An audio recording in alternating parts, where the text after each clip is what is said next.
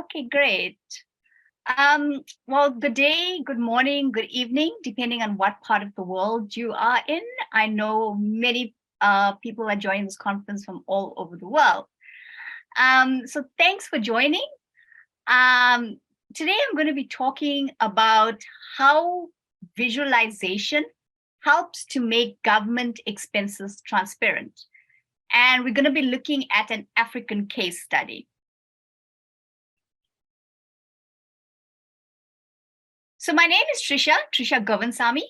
I'm the Senior Data Product Manager at Code for Africa.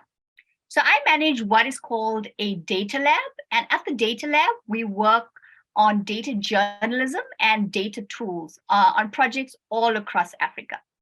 So I'm based in Durban, South Africa, which is on the east coast of South Africa.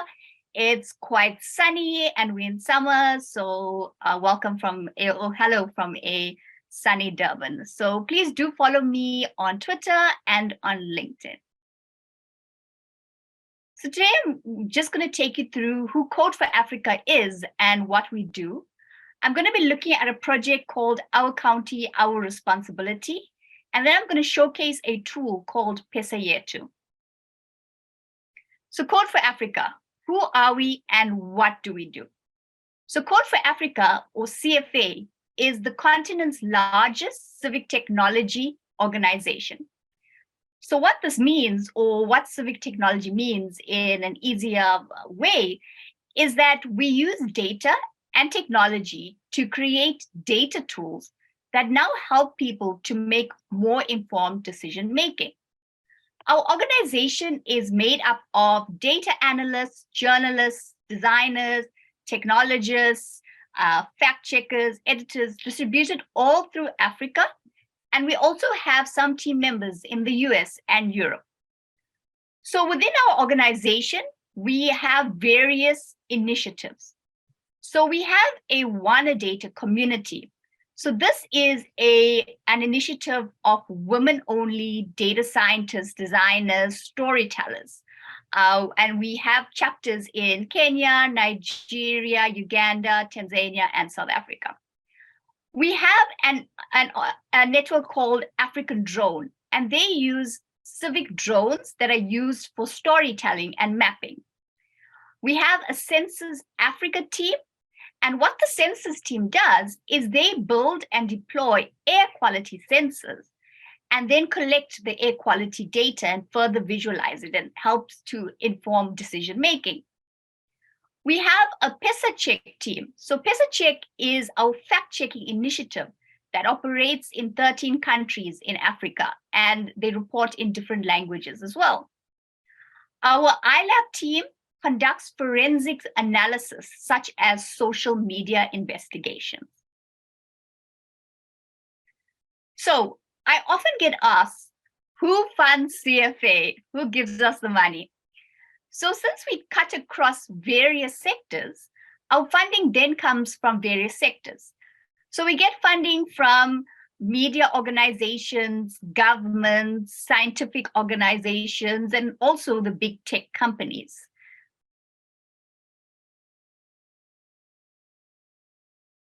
So CFA plays quite a big role as being a connective tissue. So what this means is that we have contacts with smaller organizations within Africa who work on local projects or have the connection with local communities.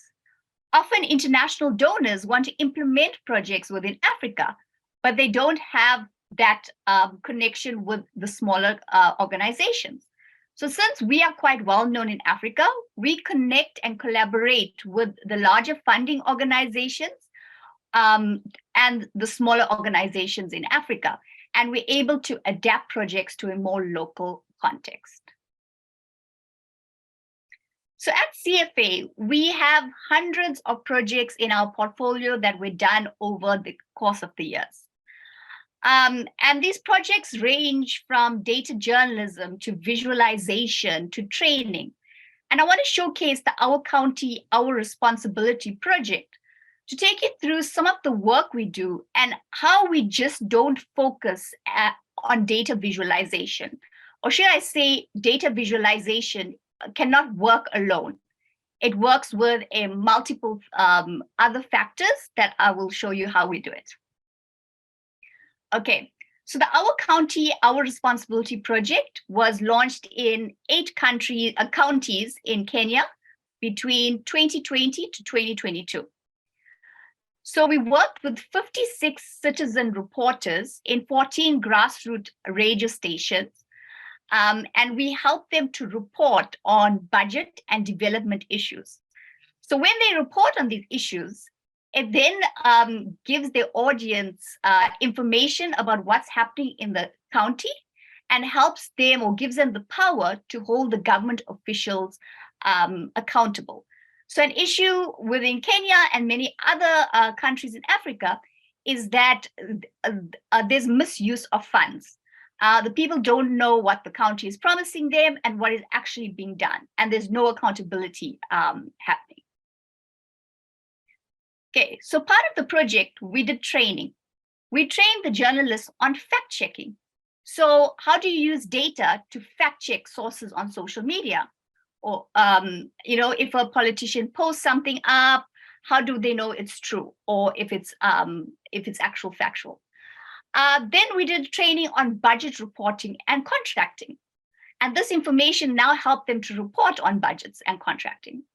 We then had a course on data journalism that took them everything from sourcing data to cleaning data and visualizing data using different tools. We then had a train the trainer course that helped them to now train other people and other schools. We assisted with story production. So the story production consists of radio reports and then social media stories on Facebook, Twitter, and WhatsApp. So we had created these easy visualizations. So the one on the top here was created using Canva, and the one on the bottom was Flourish. So we had to create hundreds of these visualizations. That's why we use Canva as an easy template. So we'd simply just edit the titles and add in the text for the infographic that was shared on social media. And then these visualizations were produced in Kiswahili and also in English. It just depended on who the audience was.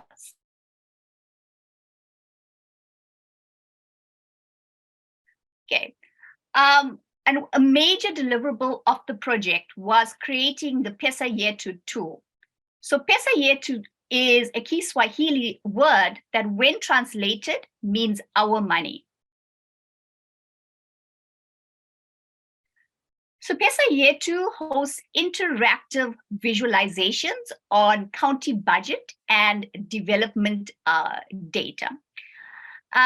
Most of the data that we're using on the site comes from the County Integrated Development Plan. And they had developed this plan for the period 2018 to 2022. Now I'm going to do a demo of the site.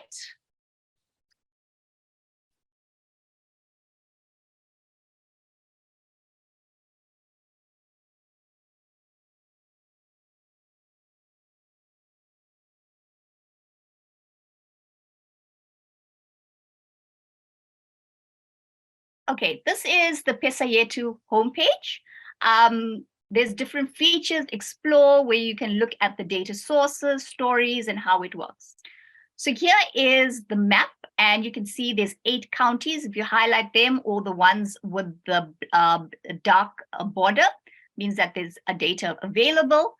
And you can search for the data here or go to explore. So we're going to look at the visualizations in a bit. Let's just go through the home page. Okay, we have a how it works video that explains to you how to use the site.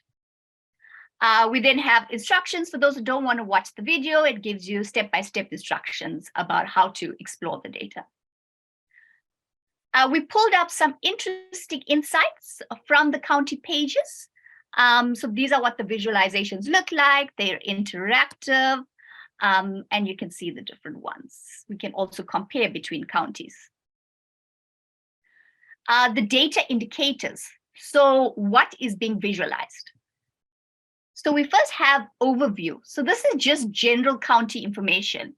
population, elections, essential information for someone who wants to write a story, of course, needs to add in additional information about a county or to have an idea of the county in general. Then we have revenue. So this section looks at the previous period's county integrated development plan.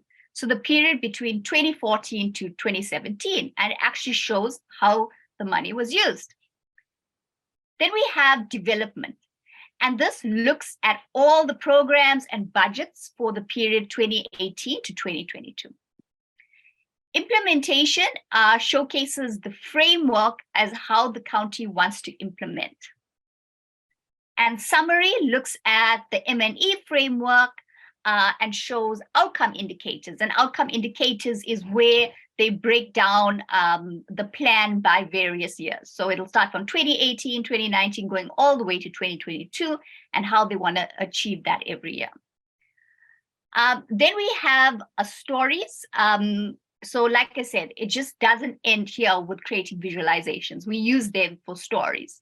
And that's where our storytelling tied in, how we helped them with story production and how we helped the reporters understand data journalism and use data in their stories. Okay, our partners, our project was funded by the German corporation, and we worked with KCOMnet in Kenya, Chemical in Germany, and Pesa Yetu is an initiative of CFA. We also have our radio stations who worked with us, and you can look at some of CFA's other tools. So let's get to the exciting part, why everyone is here. Let's look at Pesa Yetu. Let's look at it, the data. Okay, so we have the overview section, and this takes you through everything from the general county data, showing you like electoral awards, population, and let's see, the most recent data we have is the election data that took place late last year. Okay, let's look at some data. So we have a navigation bar because there's so much of data sets. So if you click on the navigation bar, it should take you down. It scrolls you down to the development section, and it's divided by land, tourism, etc. So let's look at land. So this is the land subsector outputs in million KSH, which is Kenyan shillings. So as you can see, GIS Corporation, 455 million KSH shillings was set aside for this subsector, okay? And you can see that valuation was set aside the least amount for 20 million Kenyan shillings. And this, the journalist can now take this and write a story on land and how much is being put aside for land. As you can see that they are spending a lot of money or investing a lot of money into technology, because GIS is more modern and it's more technologically advanced. You can see that they're spending a bulk of the money on technology. And very importantly, we've included the sources in all our charts. So let's look at some of the options we have. We have the download, so you can download the chart as a PNG or SVG and choose your layout options. You can also download the data for this, just this chart. Then you have the option of sharing your chart via social media or email, and you can also just copy the link and share it on, let's say, Slack. You can also have the option to embed this visualization onto your website, and it will be interactive.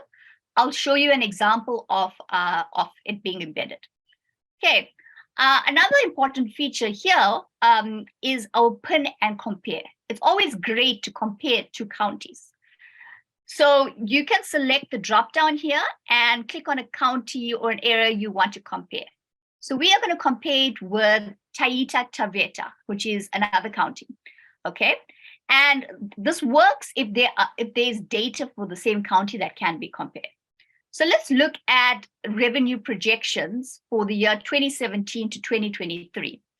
So you can see that Nairobi has much larger projections, 350K, and Taita Taveta has under 50K, right?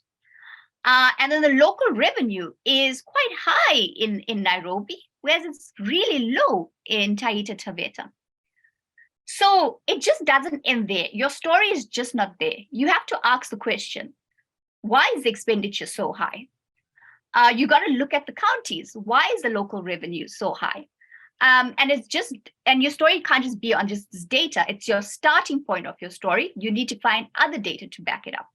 So for example, maybe Nairobi is more industrialized, and that's why it generates more revenue. So it's always just a starting point. And as a journalist or a reporter, you have to take one data set and always find in other data sets to actually get the answers for your story. Okay. Also, if you want to search to another county, you have a search bar here. So let's look at the other sections of the website. You have the data section, and in here, it shows all the data sets that you can download or relevant data sets that would be of interest. And we also have the same for documents. Okay. We mostly use data from the County Integrated Development Plan, and these plans are here. So in the news section, we have all the different stories that were written. And an example of one of the stories, you can see how Homa Bay County is prioritizing healthcare through significant budget allocations. So here you can see the visualization, flagship transformative projects on healthcare sector, okay? And as you can see, this visualization is embedded and it is interactive within the story. Okay, then we have the how it works section, which is a basic what rich data section means, how to put and compare, most importantly, the methodology that we use, about the project, and also we share links to some of the courses we have, free online courses on data visualization, data journalism, verification. Okay, so what is the process to get Pesa Yetu up? So first we had to obtain the CIDP reports, which wasn't very difficult. They were online, although they were PDFs and not spreadsheet data.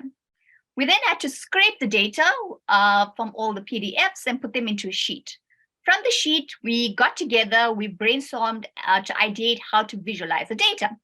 For example, will the data work best with a donut chart, a line chart, or a bar chart?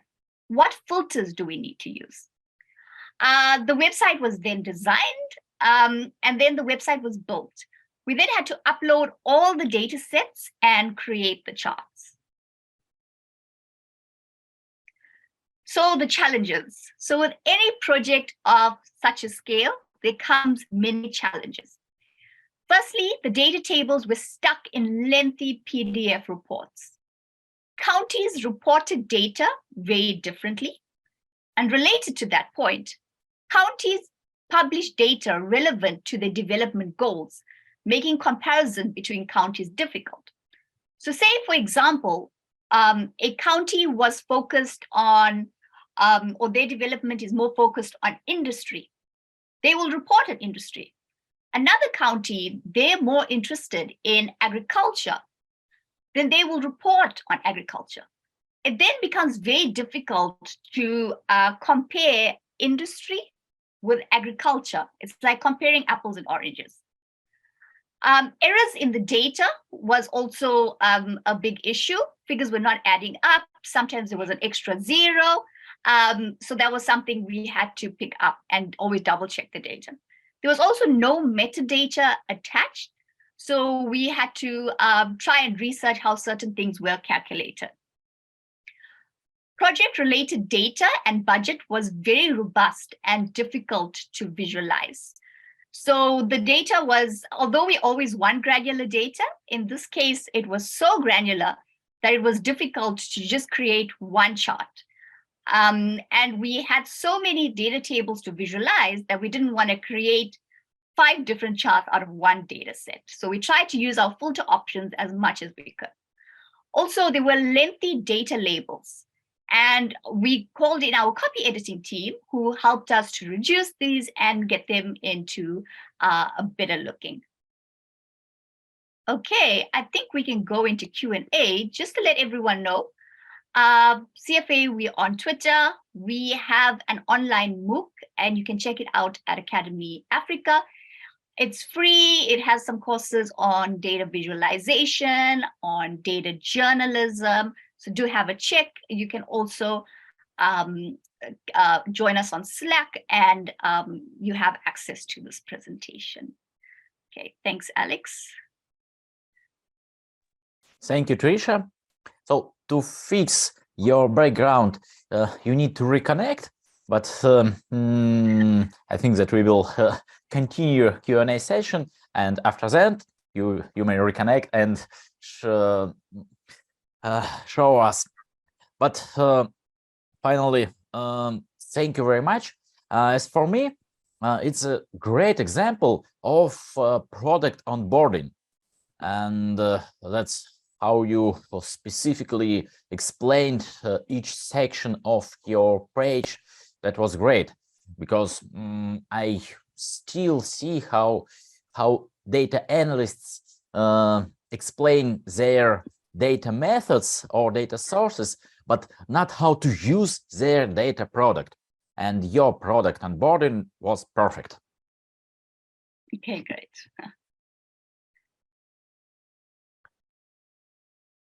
So, any questions, guys?